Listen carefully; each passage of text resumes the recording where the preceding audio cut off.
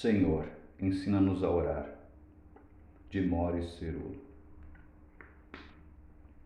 Além da oração comum, a grande preocupação dos discípulos não foi em saber como curar, como operar milagres, como pregar, mas a curiosidade dos discípulos foi como orar. Senhor, ensina-nos a orar. Estamos em uma jornada espiritual na busca apaixonada por Cristo, para aprendermos a orar na mesma dimensão poderosa e ilimitada que Ele ensinou e demonstrou. Sabemos que é possível. Sabemos que Cristo deseja que vivemos em uma dimensão de oração poderosa, sobrenatural, onde nada nos é impossível. Não estamos satisfeitos com o status e viver abaixo do pleno potencial do poder verdadeiro da oração, que Cristo pretendeu que a sua igreja possuísse. O clamor que brota do mais profundo do nosso ser é: Senhor, ensina-nos a orar. Independentemente do nível atual de experiência com a oração, Cristo está chamando você para se levantar e ajuntar-se a Ele no seu lado, em oração e intercessão estratégica que exultarão em cidades inteiras, nações e povos transformados pelo seu poder. Você está pronto e desejoso de mover-se além da oração costumeira para esse novo nível estratégico de oração? Quão faminto você está por uma manifestação nova da sua presença?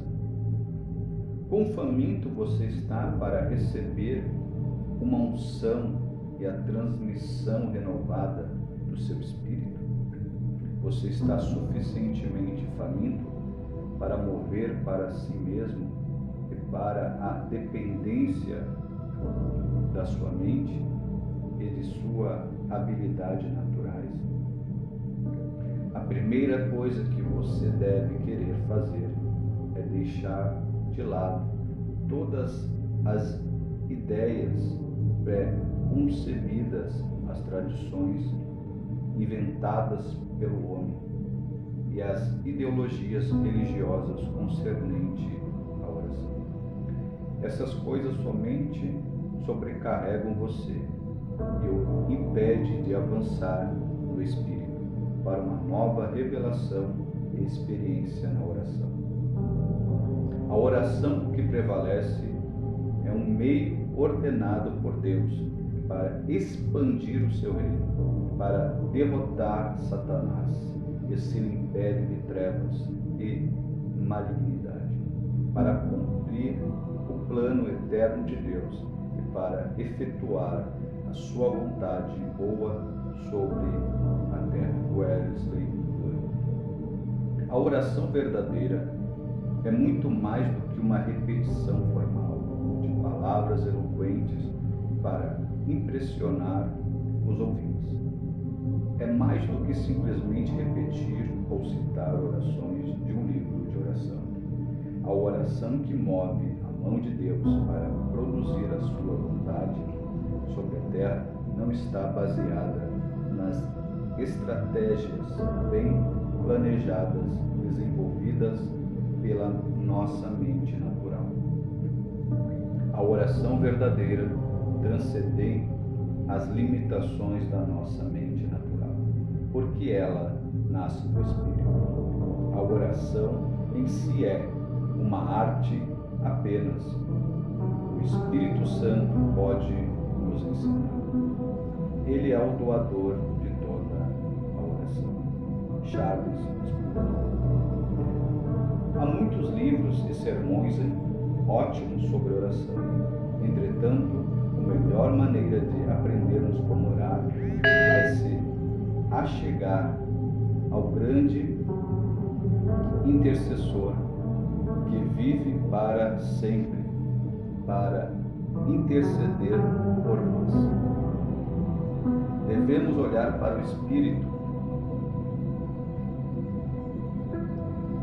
Devemos olhar para o Espírito Santo, não apenas como nosso mestre, mas também como nosso habilitador divino, aquele que nos torna possível fazer orações que sejam motivadas, dirigidas e potencializadas divinamente por Ele.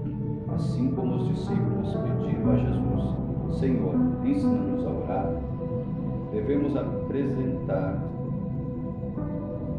a atenção que Jesus ensinou e demonstrou no tocante à oração. E aconteceu que, estando ele a orar num certo lugar, quando acabou, lhe disse um dos seus discípulos: Senhor, ensina-nos a orar, como também João ensinou aos seus discípulos. Lucas 11, versículo 1. A única espécie de oração que os discípulos conheciam eram as orações tradicionais, que eles aprenderam nas sinagogas com os sacerdotes. Imagine por um momento estar na presença do Filho de Deus e ouvi-lo orar. A atmosfera fica eletrizante quando as janelas do céu se abrem e ele começa a comunicar-se intimamente com o Pai. Existe alguma coisa diferente na oração de Jesus, diferente dos sacerdotes em pé na sinagoga, recitando frases de efeito. As palavras que ele fala são vivas e pulso com vida. O tom em que ele fala ressoa com poder. Uma das coisas mais notáveis na vida de Cristo, que os discípulos mais próximos dele observavam, era a sua vida de oração. Jesus vivia em uma comunicação e amizade ininterruptas com o Pai. Frequentemente ele se levantava quando todos estavam dormindo e saía antes do amanhecer para orar. Um dos seus locais favoritos foi o Monte das Oliveiras. Quase posso vê-lo ali, ajoelhado, debaixo de uma das oliveiras, com os olhos levantados para o céu, falando com o Pai, ouvindo o coração deste e recebendo a sua instrução. Antes de todos os eventos importantes, Cristo passava um tempo sozinho com o Pai. Ele disse: o Filho de si mesmo não pode fazer coisa alguma, se o não vir fazer ao Pai. Porque tudo quanto ele faz, o Filho o faz igualmente. João capítulo 5, versículo 19. As grandes vitórias que Jesus experimentou nas linhas de frente, quando ministrava as necessidades das pessoas, ensinando, abrindo os olhos dos cegos, destapando ouvidos dos surdos, curando toda a sorte de doença, ressuscitando mortos, não foi automáticas, foram conquistadas antes ele saísse nas linhas de frente pela oração. A oração é a chave para abrir todos os depósitos da graça e do poder infinito de Deus. Embora ele fosse o Filho de Deus, Jesus não conquistou essas vitórias na sua própria força. Ele se despiu das suas habilidades divinas. Esteve sujeito às mesmas limitações humanas que você e eu. Ele não fez absolutamente nada independentemente do Pai. Não foram automáticos nenhum dos milagres e curas tremendas que ele realizou.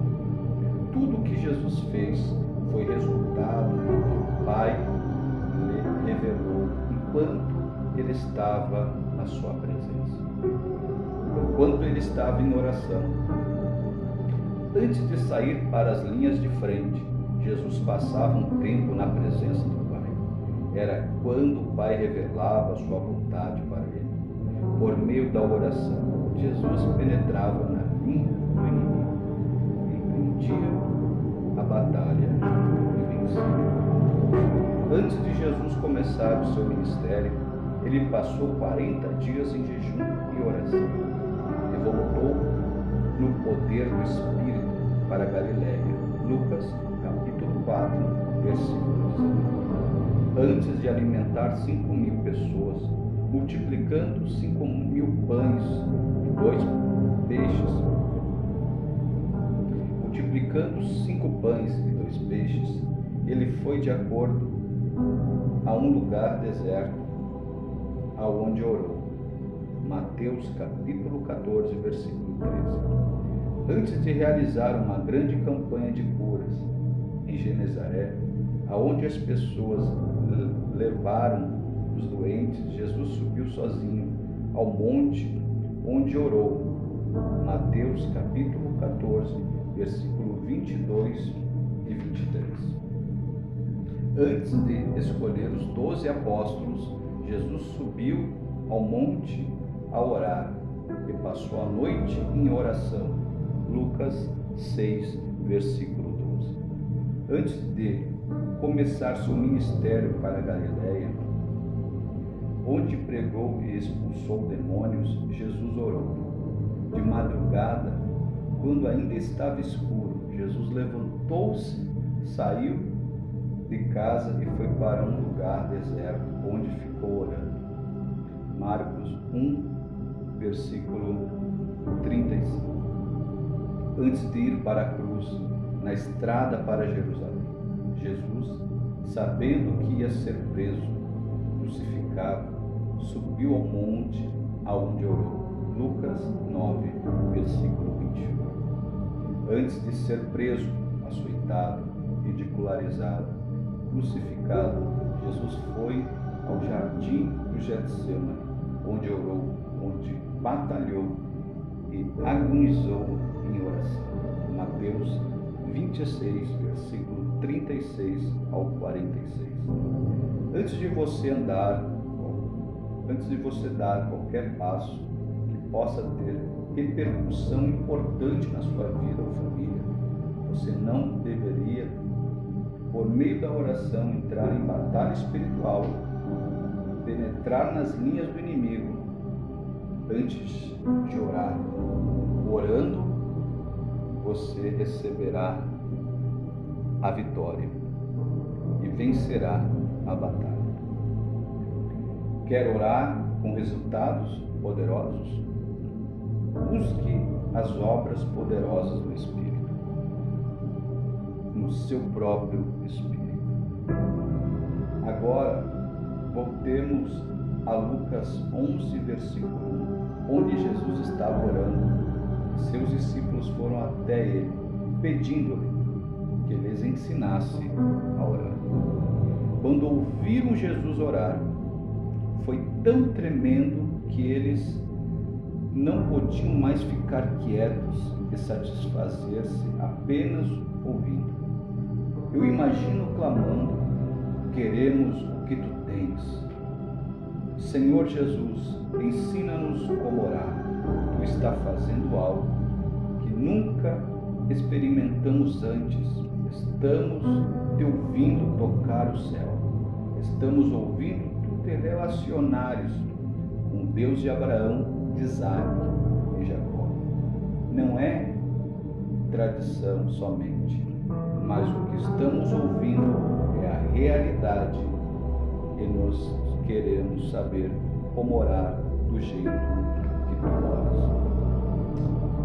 Deus abençoe. Aqui apóstolo Giliardi, presidente da Igreja Shekinah de Deus. Estamos aí com esse tema